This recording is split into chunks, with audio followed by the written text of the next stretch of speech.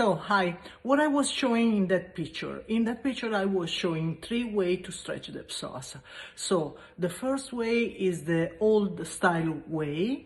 We stretch the psoas, so losing completely the lumbar spine. Yes, we feel something for sure. We feel a stretch in the front part, in the groin, for example, but we are completely arching the lower back and we are not considering the anatomy of the muscles. Second way to stretch the psoas, I was showing the third part of the so-called front split in the Pilates method on the reformer. In that exercise, in that specific position, we are kneeling and we open just a little bit the carriage of the reformer. The positive stuff regarding the first way to stretch the psoas that I showed before is that we are not really arching, we are not really losing the lower back, okay?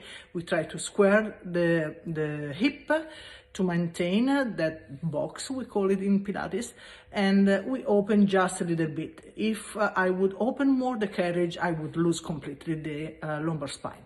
The third way, of course, is the way we stretch the psoas in the Soma ward, in our Eldoa ward. So that really consider the anatomy and the action of the muscle. And here I'm not going to talk about the fascia in this moment, I'm just talking about the muscle. So that way to work, as you know, I'm not going to tell you all the details, I just tell you just a few details of the exercise. So that way to stretch the muscle, consider the anatomy and the action I was saying.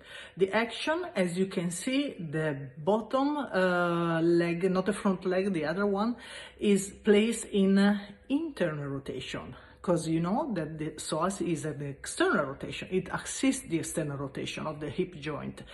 And we are in retroversion of the pelvis. We are not arching the lower back.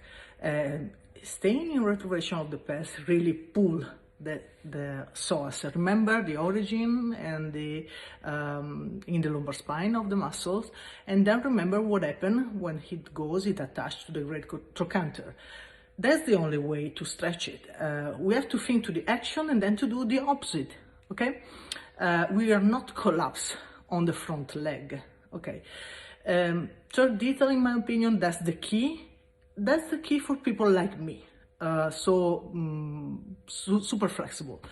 In that exercise, the last component I put in the exercise is to think, and here I have to do an introduction to 2 osteopathic concepts that I don't want to cover right now. It's the inflare and the outflare, or the helium, okay? At the end of that exercise, if I really think to move, I want to show you, to move this one in the direction of the front knee, that's the moment when I really feel the stretch, only in that moment. So inflare and outflare, remember the osteopathic nature of this method, we can't forget it, is at the base of this method, okay? Ciao, have a good day.